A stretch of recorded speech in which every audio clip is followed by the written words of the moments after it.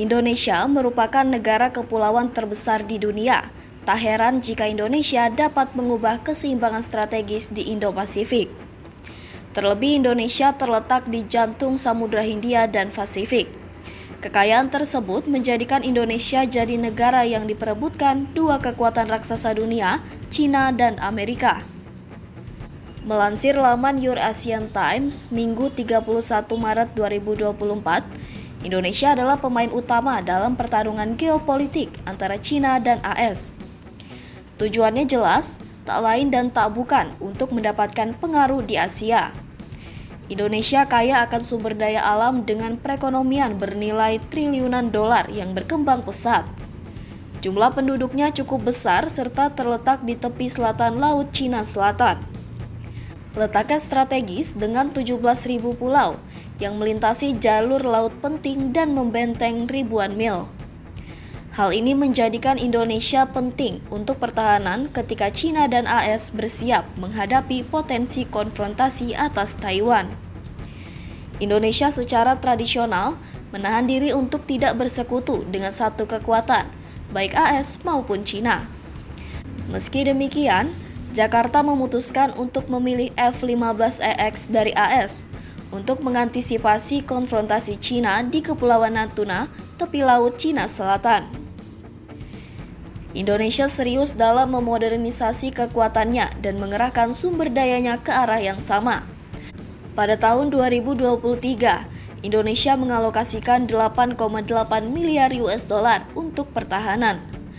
Jumlahnya tumbuh pada tingkat pertumbuhan tahunan gabungan atau CAGR sebesar 1,9% dari tahun 2019 hingga 2023. Hal itu berdasarkan analisis global data yang berjudul Pasar Pertahanan Indonesia 2023 hingga 2028. Dengan perkiraan CAGR sebesar 2,2% sepanjang periode perkiraan, peningkatan ini diperkirakan akan terus berlanjut dengan sasaran anggaran pertahanan sebesar 9,7 miliar US dollar pada tahun 2028. Angkatan Udara Indonesia memiliki daftar keinginan 180 jet tempur tambahan di bawah persyaratan kekuatan esensial minimum. Pesawat-pesawat tersebut termasuk pesawat angkut taktis, helikopter angkut berat, dan pesawat pengintai canggih. Sementara Angkatan Laut Indonesia akan mengakuisisi armada kapal selam dan fregat, negosiasi juga sedang berlangsung dengan India untuk membeli rudal jelajah supersonik BrahMos. Dengan alasan-alasan di atas, wajar saja bila Indonesia direbutkan oleh China dan AS guna menguasai kawasan Asia. Sementara di lain sisi, dalam membujuk rayu Indonesia, Beijing tampaknya semakin unggul dibandingkan AS seperti dilansir New York Times, Kamis 2 Februari 2023. China menanamkan investasi yang cukup besar untuk memenangkan populasi yang waspada di Indonesia, menggelontorkan miliaran dolar untuk mengembangkan simpanan nikel terbesar di dunia, dan mempercepat pengiriman vaksin COVID-19 pada saat kritis. China telah menjadi mitra utama dalam mendorong infrastruktur negara, termasuk membangun kereta berkecepatan tinggi meskipun terlambat dan melebihi anggaran. China menginvestasikan lebih dari 5 miliar US dollar di Indonesia dalam 9 bulan pertama tahun 2022, dibandingkan dengan sekitar 2 miliar US dollar dari AS. Mereka tidak pernah mendikte, kata Luhut Binsar Panjaitan, Menteri Koordinator Bidang Kemaritiman dan Investasi, tentang China dalam sebuah wawancara baru-baru ini, seperti laporan New York Times. Luhut menyebut pejabat AS sering datang dengan daftar kondisi berat sebelum investasi dapat disetujui.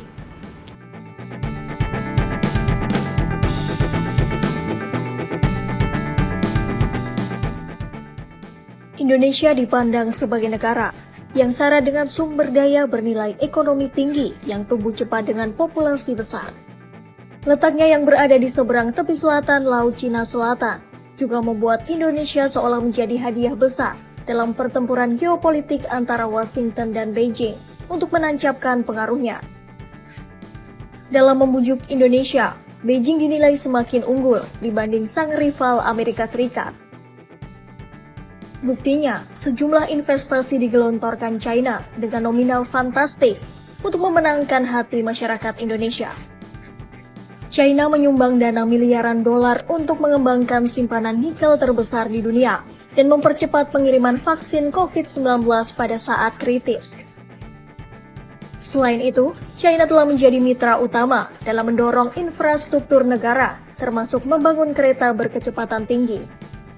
China juga dilaporkan telah menginvestasikan lebih dari 5 miliar dolar AS di Indonesia dalam 9 bulan pertama di tahun 2022.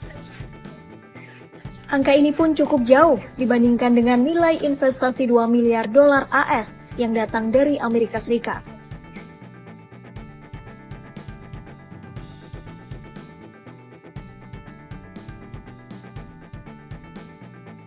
Menteri Koordinator Bidang Kemaritiman dan Investasi Luhut Binsar Panjaitan menyebut para pejabat AS sering datang dengan daftar kondisi yang berat sebelum investasi dapat disetujui.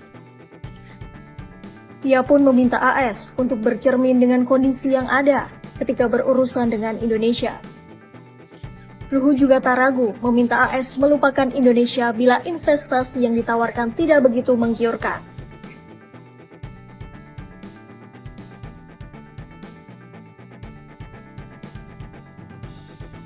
Ketika Menteri Pertahanan Amerika Serikat Lloyd Austin berkunjung ke Indonesia pada bulan November 2022 lalu, ia menaikkan mitranya di Indonesia untuk kesepakatan 36 jet tempur AS.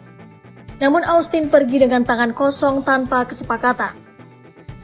Padahal, beberapa hari sebelumnya, Menhan Prabowo Subianto bertemu dengan Menhan China dan kedua negara berjanji untuk melanjutkan latihan militer bersama.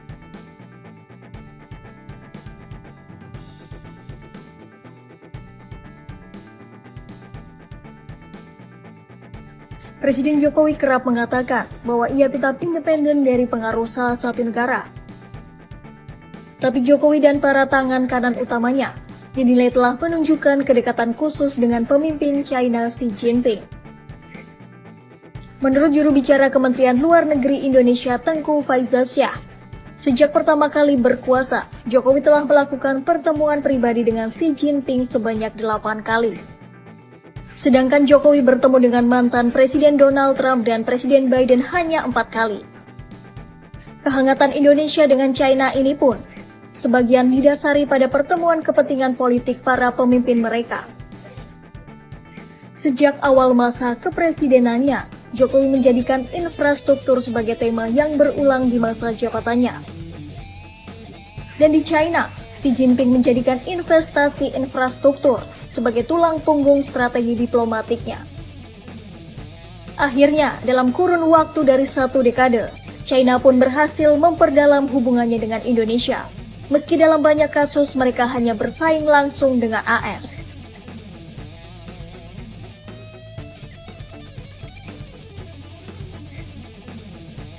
Saat Washington berupaya memperkuat hubungan di Asia untuk melawan pengaruh China, Indonesia juga dinilai tetap berhati-hati mengambil sikap. Contohnya saat Indonesia menentang rencana AS untuk mempersenjatai sekutunya Australia dengan kapal selam bertenaga nuklir. Bukan tanpa alasan, pejabat Indonesia mengatakan mereka ingin memiliki zona bebas nuklir di sekitar wilayahnya, meskipun kapal selam yang ada tersebut perlu berlayar melewati perairan Indonesia jika ada pertempuran antara AS dan China untuk memperebutkan Taiwan.